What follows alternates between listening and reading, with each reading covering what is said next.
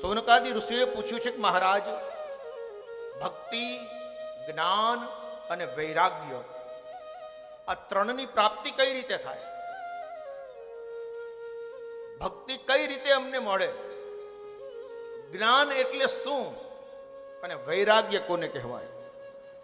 આ ત્રણથી પ્રાપ્ત થતી વસ્તુ એને વિવેક કહ્યો છે. આ વિવેક દરેક મનુષ્યમાં હોય છે. મનુષ્ય એને જ કહેવાય જેની અંદર વિવેક હોય. બાકી વિવેક ન હોય તો એ મનુષ્ય નથી, એ પશુ છે. પશુઓમાં વિવેક નથી.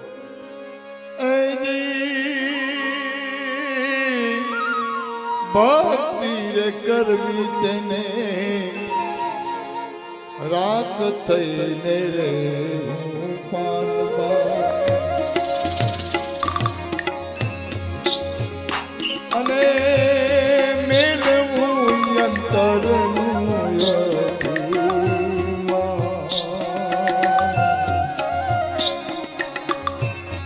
સદગુરુ ચરણમાં જઈને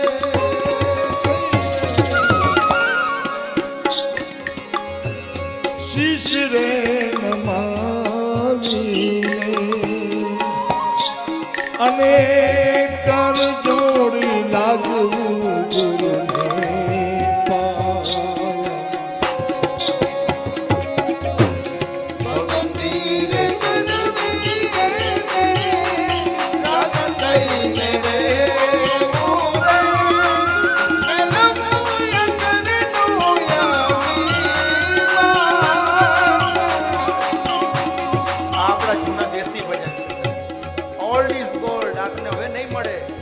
આ સંસ્કૃતિ આપણે વિસરી જશું તો અત્યારે મોડર્ન જમાનો છે. અત્યારે જમાનો બદલાઈ ગયો છે. આ દેશી પરંપરા, જૂની સંતવાણીઓ આપણી ભક્તિ રે કરવી એને રાંક થઈ. સદગુરુના વચન ઉપર વિશ્વાસ, અને એ પણ દ્રઢ વિશ્વાસ.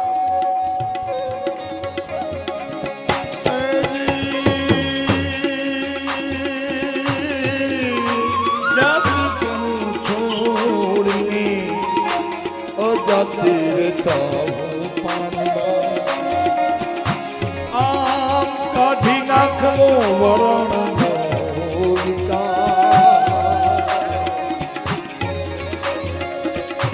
જાતિ રે પાતી નહીં.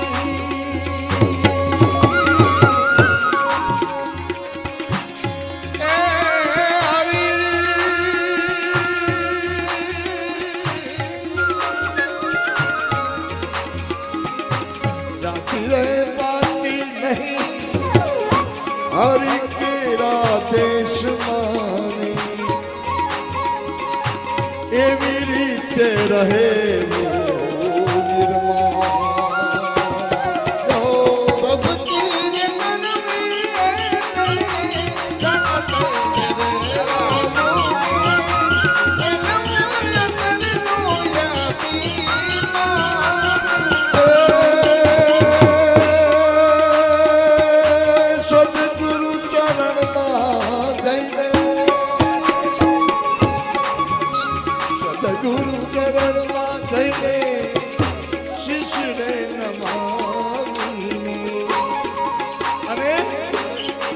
જોડી લાગવું ગુરુને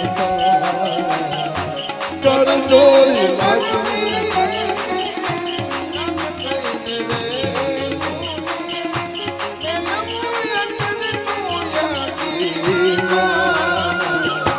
મેલવું અંતર મેલવું અંતર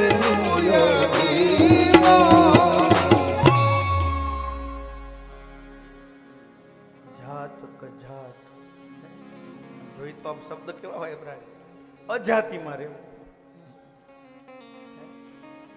અજાતિ, આ અજાતિ એટલે સનાતન સાહેબ. હું બ્રાહ્મણ, હું ક્ષત્રિય, હું વૈશ્ય, હું ઈ નહીં. આપણે બધા સનાતનીય છીએ. ઈ અજાતિની વાત. આપણે આ વર્ણમાં બટાઈ ગયા છીએ ને. છે તો એક જ મા બાપના સંતાન. તમને લાગે તો લોહી નીકળે, મને લાગે તો થોડું પાણી નીકળવાનું, લોહી જ નીકળે. આ જાતિની વાત છે એ સનાતનીય વાત છે. બધી જાતિઓની અંદર આવી જશે. તો આ સનાતનીય પરંપરા છે આપણી. પ્રશ્ન છે વિવેક. વિવેકો વર્ધતે મહાન. આ મહાન વિવેકની પ્રાપ્તિ કઈ રીતે કરવી? વિવેક ક્યાંય બજારમાં થોડો વેચાતો મળશે કે લાવો 100 ગ્રામ આપી દો. ક્યાંય મળતો હોય તો કહેજો, આપણે જોઈશું. ઘણા લોકોને જરૂર છે એની. વિવેક ક્યાંથી મળશે? તો વિવેક મેળવવા માટેની એક દુકાન છે હો. બિનુ સત્સંગ વિવેક ન હોઈ. બિનુ સત્સંગ બિનુ સત્સંગ વિવેક ન હોઈ. રામ કૃપા બિનુ સુલભન સો. ક્યાં મળશે? કોઈ સંતનો સંગ કરો, કોઈ સાધુનો સંગ કરો, એ સંતનો સંગ કરો અને એવો કોઈ સદગુરુ કૃપા કરી દે ને તો ભગવાને મળે. તો વિવેકને તો ક્યાં વાત જ રહી? ભગવાને દોડીને તમારી પાસે આવતો. કોઈ આવા સાચા સંતના શરણે આપણે આવી.